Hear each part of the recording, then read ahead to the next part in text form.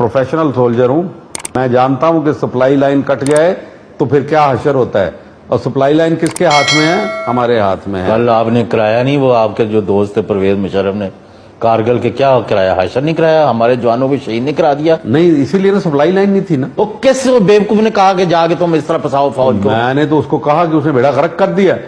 जब मैं उसके पास आपका जो भरम था एक न्यूक्लियर स्टेट का, उसको भी आपने स्टेज पर लगवा दिया। लेकिन आपने जाके वजीर आजम को फिर कहा कि चौधरी जी, साहब, अब मैं लंबी बात नहीं करना चाहता, मुझे उससे जेल में डाला। एवरीथिंग आपसे हर चीज की जा सकती। मैंने जेल में मुझे डाला, मेरे बेटे को जेल में डाला, उसने गिरफ्तार किया, मेरे बच्चों के कारोबार बंद करवा दिए, वो जो सर्विस चलती थी वो बंद करवा दी।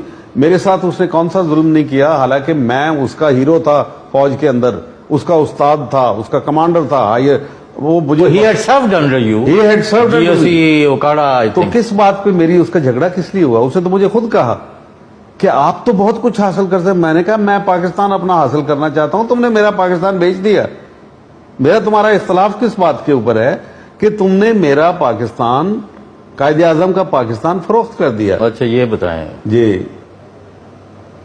नथिंग पर्सनल, या ये जो जनरल रिटायर्ड परवेज मुशर्रफ का पूरा दौर है, या आपके ख्याल में अगर आपको डिस्पैशनेटली, क्योंकि आपके साथ जो है मुझे नहीं याद कि आपने कभी गलत बयानी की हो, I mean not to my knowledge, या हैविंग सेड दिस, तो अगर आप मैं पूछूं कि इन्होंने बड़े बड़े क्या क्राइम्स किए मुल्क के और कौम के खिलाफ? कौम के खिलाफ इसने सबसे पहला क्राइम जो है 2 दफा मार्शल लॉ लगाना गलत है बिल्कुल, चाहे कोई भी माने। आपके आइन के अंदर लिखा हुआ है, उसके अंदर और जर्नैल फंसे तो आप ये कहें कि क्योंकि कभी भी अदालत ने रिलीफ ही नहीं दिया उनको, जो कि लॉफुल कमांड को डिसोबे करते हैं, इसलिए उनके लिए एग्जोनरेट कर दें। ये जो इन्वॉल्व करते हैं ना कि जी परवेज मुशर्रफ को हमने ट्राई किया, कहते हैं अब जी फिर हमें तो भुट्टो को भी करना, उसको ज़िया को भी करना पड़ेगा, या भाई मैं इसके लिए कहता हूं कि जो अंग्रेजी का मुहावरा है कि 1 in hand is better than 2 in the bush, and I will say कि 1 in hand is better than 3 in the grave। पहले इसको तो सजा दे दो ना इसको सजा दो। अब it's not a laughing stock. उसने बलूचिस्तान के खिलाफ जुर्म किया, उसने सरेंडर करके ऑन ए टेलीफोन कॉल कौम को सदियों की गुलामी के अंदर धकेलने की कोशिश की।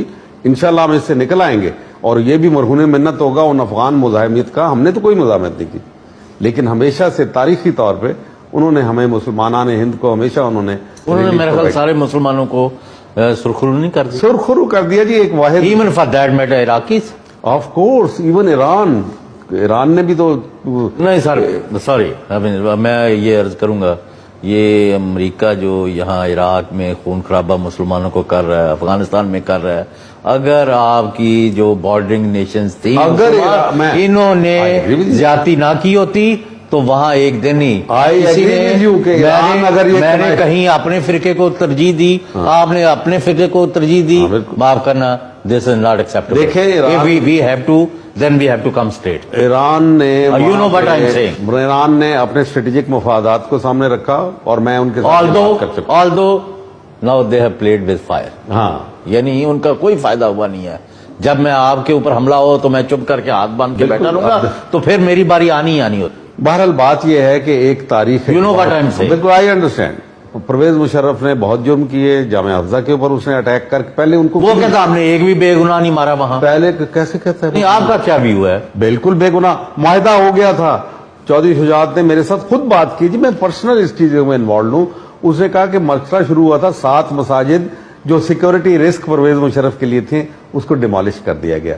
एक उनमें से पाकिस्तान बनने से पहले की बनी हुई थी, लोग चाहते थे कि वहां नमाज पढ़े, यहां से झगड़ा शुरू हुआ।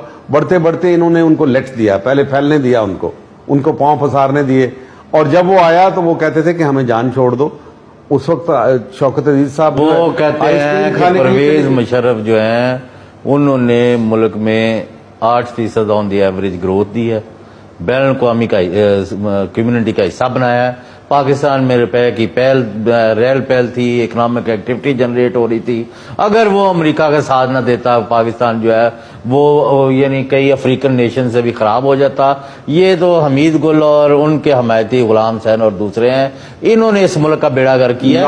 آپ اس پر کہیں اور پرویز مشرف کے کرائم اگر تھے تو آپ نے ان کو گارڈ آف آنر دے کے ملک سے کیوں جانے دیا؟ اس کا جواب مجھے دیں آفٹر شارٹ بریک.